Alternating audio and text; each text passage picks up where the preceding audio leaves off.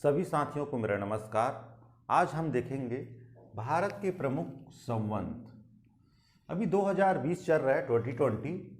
इसको ईस्वी कहते हैं, एडी में लिखते हैं इसको। अगर हम गौतम बुद्ध का जन्म देखेंगे 563 BC में। इन दोनों तिथि में देखो, ये 2020 एडी है और ये 563 BC है। तो आज हम इसी एडी और बीसी के बारे में देखेंगे और भारत में कौन कौन से जो प्रचलित और अन्य संवत है इसके बारे में देखेंगे। तो अगर आप हमारे चैनल में अगर नए हैं तो चैनल को सब्सक्राइब कर लीजिए और नेक्स्ट वीडियो नोटिफिकेशन के लिए बेल आइकन को प्रेस कर लीजिए। तो शुरुआत करते हैं। सबसे पहले शुरुआत करते हैं यूरोपियन जो कैलेंडर है, ग्रिगोरियन कैलेंडर के बारे में। यह जो कैलेंडर है वो पोप ग्रिगोरी जो 13वें नंबर के जो पोप थे उसके द्वारा जूलियन कैलेंडर को रूपांतरण किया गया किसमें, ग्रिगोरियन कैलेंडर में।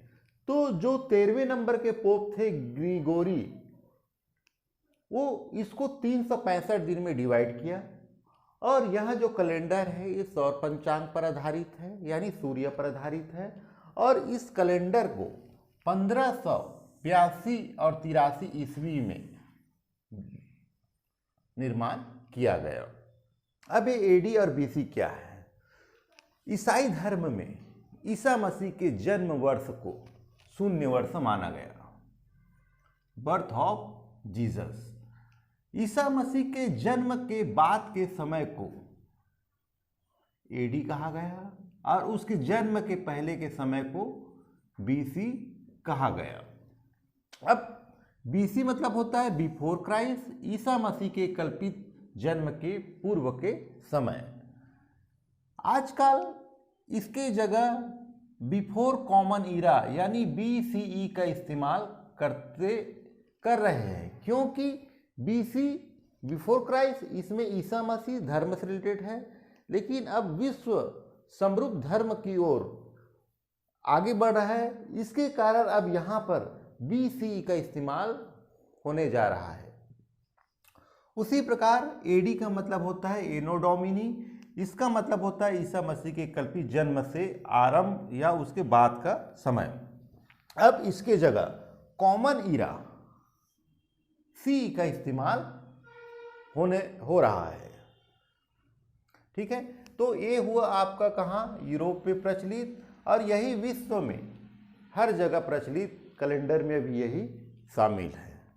आइए चलते हैं भारत के कुछ प्राचीन संवत के बारे में। तो सबसे पहले देखते हैं कली संवत। कली संवत का आरंभ वर्ष है 3102 BC में। इस संवत का उल्लेख हमको ऐहोल अभिलेख में प्राप्त होता है। ऐहोल अभिलेख रवि कृति के द्वारा लिखा गया अभिलेख है। इस अभिलेख में बताया गया है कि महाभारत युद्ध के 20 दिन बाद, जब महाभारत युद्ध समाप्त हो उसके 20 दिन बाद कृष्ण की मृत्यु व राजा परीक्षित के जन्म के समय से प्रारंभ वर्ष को हम कौन सा वर्ष बोलते हैं, कली संवत बोलते हैं। उसके बाद देखेंगे सप्तर्षि या लौकिक संवत। इसका डेट देखते हैं 3076 BC। यह कश्मीर में प्रचलित है और इस जो संवत है वो इसके 25 वर्ष बाद का समय है, स्टार्ट होता है। विक्रम संवत देखते हैं, इसी को विक्रम संवत, कृत संवत, मालव संवत, सतयुग संवत 57 BC में आरंभ वर्ष मानते हैं। उज्जैन के जो राजा थे विक्रमादित्य, उसके द्वारा शक विजय पर प्रारंभ किया गया था, किसको, विक्रम संवत को। उसी प्रकार देखते हैं शक संवत। शक संवत 78 AD में प्रारंभ हो रहा है। यहाँ पर देखिए पहले BC था, अब यहाँ पर AD हो गया है। तो जो शक संवत की जो शुरुआत है वो कुषाण शासक कनिष्क के राज्यारोहण पर प्रारंभ हुआ। इस संवत का अधिकतर उपयोग शक लोग करते थे, इसके कारण इसको शक संवत कहते हैं। नेक्स्ट देखते हैं कलचुरी या चेदी वंश, ये 248 एडी में प्रारंभ हुआ। जो पश्चिम भारत के आभीरवंशी शासक ईश्वर सेन द्वारा इसको प्रचलित किया गया। नेक्स्ट देखते हैं गुप्त संवत, इसी को वल्लभी संवत भी बोलते हैं, गुप्त संवत भी बोलते हैं। ये 319 एडी में प्रारंभ किया गया। गुप्त शासक चंद्रगुप्त प्रथम के द्वारा अपने राज्यारोहण से इस वर्ष की शुरुआत किया गया। इसका उल्लेख हमको, इस संवत का उल्लेख हमको चंद्रगुप्त द्वितीय के मथुरा अभिलेख में हमको प्राप्त होता है। उसी प्रकार हर्ष संवत 606 एडी में प्रारंभ हुआ। इसको हर्षवर्धन के जो राज्यारोहण से प्रारंभ किया गया।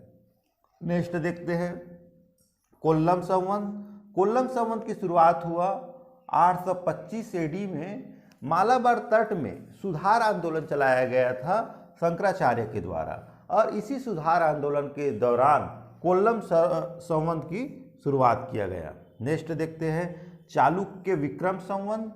इस संवत की शुरुआत 1076 एडी में कल्याणी के चालुक्य शासक विक्रमादित्य के राज्यारोहण से प्रारंभ होता है यह संवत। उसके बाद नेक्स्ट संवत देखते हैं सिद्ध संवत 1113 एडी के आसपास। यहाँ से चालुक्य सोलंकी शासक जयसिंह सिद्धराज के द्वारा प्रारंभ किया गया।